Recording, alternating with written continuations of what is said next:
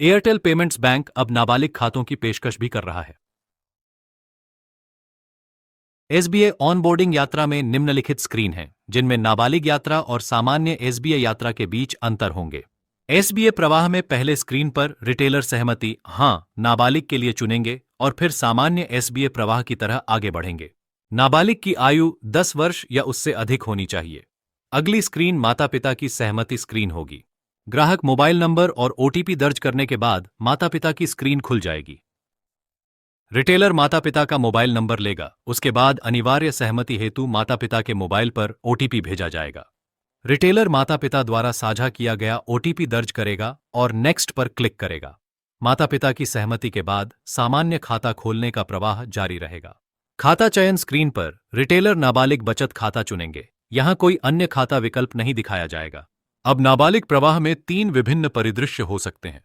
परिदृश्य 1, जब नाबालिग अपना पैन देता है और माता पिता के पास पैन नहीं होता।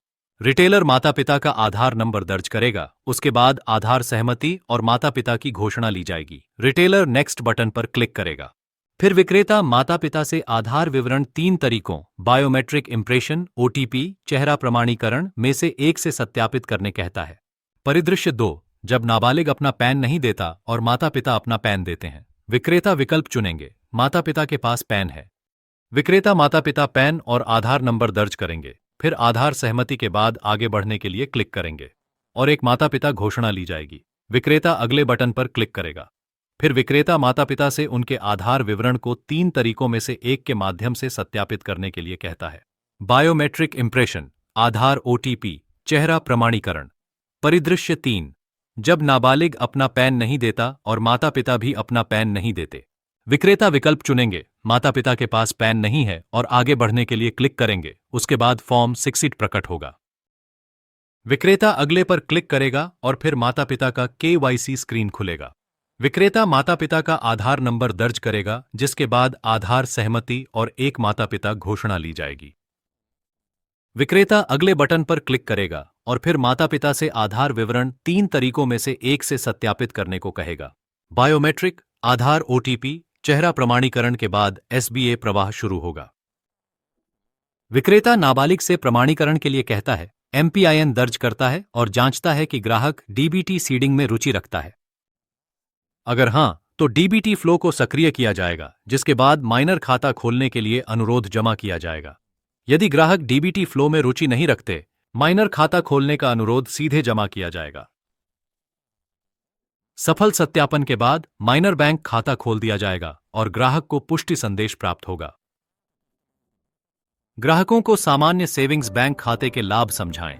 2 लाख रुपए तक की मुफ्त आकस्मिक बीमा या नियमित और भरोसा सेविंग्स खाते के लिए 5 लाख रुपए। 1 महीने में कम से कम 10 रुपए का एक डेबिट लेन देन आवश्यक है। वार्षिक जमा पर आकर्षक ब्याज दर लागू की जाती है। साथ ही निकटतम बैंकिंग पॉइंट पर ग्राहक आसानी से कम 10 रुपए की जमा और निकासी कर सकते हैं। कृपया ग्राहक को बैंक खाता उपयोग करने की सलाह दें। स्मार्टफोन से एयरटेल थैंक्स ऐप डाउनलोड करके और फीचर फोन से। एयरटेल ग्राहक USSD 400 दबाकर IVR संस्करण 4.0.0 का उपयोग कर सकते हैं। अन्य एयरटेल के सभी ग्राहक से 8800-683-006 नंबर पर कॉल डायल करने के लिए कृपया कहें। कृपया अपना MPIN, virtual debit card number और अन्य व्यक्तिगत विवरण किसी के साथ साझा न करें और ग्राहक को भी यही सलाह दें। नवीनतम कमीशन के बारे में जानने के लिए मेरी पेशकशों पर जाएं। एयरटेल पेमेंट्स बैंक में खाता खोलने की प्रक्रिया पर प्रशिक्षण पूरा हो गया है। अब प्रशिक्षण के आधार पर प्रमाणन पूरा करने का समय है। प्रमाणन पूरा करने के लिए 80% अंक प्राप्त करना आवश्यक है। प्रमाणन शुरू करने के लिए यहां क्लिक करें।